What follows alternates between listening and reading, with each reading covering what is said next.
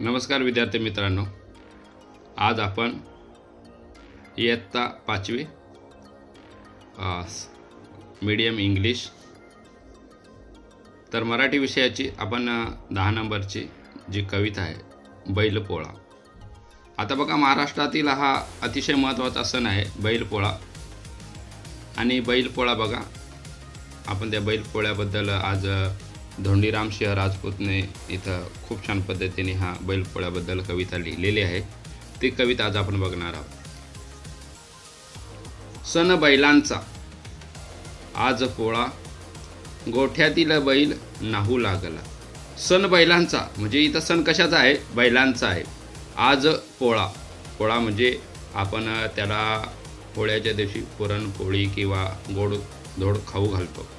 कोणाला? बैलांना।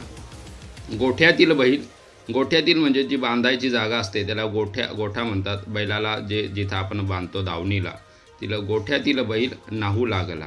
नाहू लागणे म्हणजे त्याला आंघोळ घालतात। नाहू म्हणजे आंघोळ घालणे। मखमली झुली रंगीत शिंगे, मखमली झुली त्याच्या पाठीवर मखमली झुली रंगीत शिंगे म्हणजे इथं रंगबिरंगी शिंगे त्याची सजवली जातात। कपाळी बांधली रेशीम बाशिंगे, आणि ज्याप्रमाणे आपण नवरदेवाला कपाळी बाशिंग बांधतो त्याप्रमाणे आपण बैलाला या ठिकाणी त्याच्या बाशिंग बांधतो। ढवळ्या पवळ्या सजले धजले म्हणजे ढवळ्या आणि पवळ्या हे दोन बैल आहेत, सजले धजले म्हणजे त्याला सजवलेलं आहे। गावभर बघा मिरवू लागले, आणि जेव्हा त्यांना सजवल्या धजवल्यावर आपण गावभर त्याची काय घालतो? मिरवणूक काढतो। काय घालतो? मिरवणूक काढतो। आजच्या दिनी नाही कामधाम, पुरणपोळी खाऊन नुसता आराम। आणि बैलपोळ्याच्या दिवशी बैलांना कोणतंही काम लावलं जात नाही, त्यांना पुरणपोळी खाऊ घालतात आणि त्या दिवशी त्यांना आराम असतो।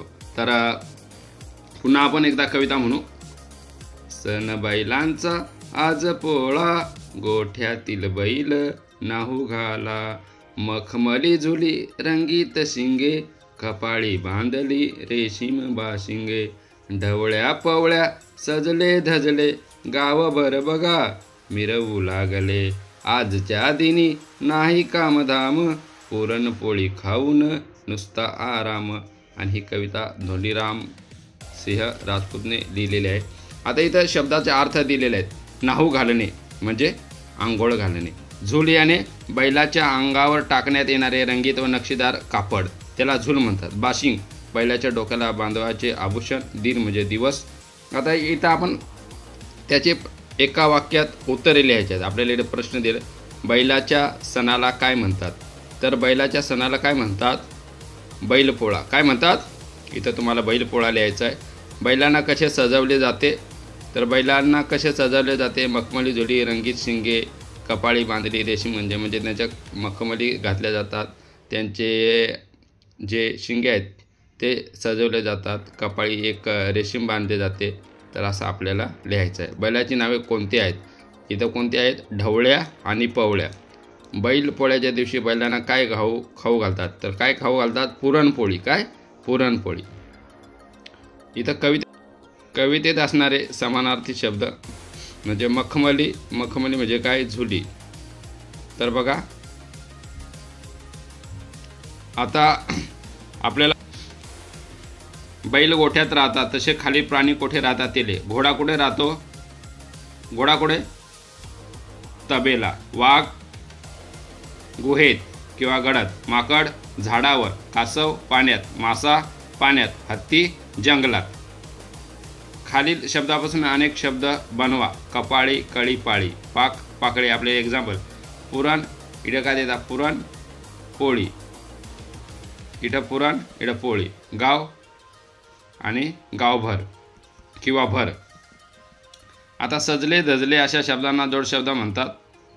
कवितेत आलेले खाली जोडशब्द वाचा आणि जसेच्या तसे पाहून लिहा। असे आणखी काही जोडशब्द लिहा। आता इथं कामधाम, कामधाम पुरणपोळी। तर असे जे शब्द आहेत तिथं आपल्याला लिहायचे आहेत। इथं बघा, बाबांनी पोतभर धान्य उचलले। आता तोंडभर, पिशवीभर, हातभर, घरभर, हा भर शब्द सगळीकडे आपण यूज करू शकतो।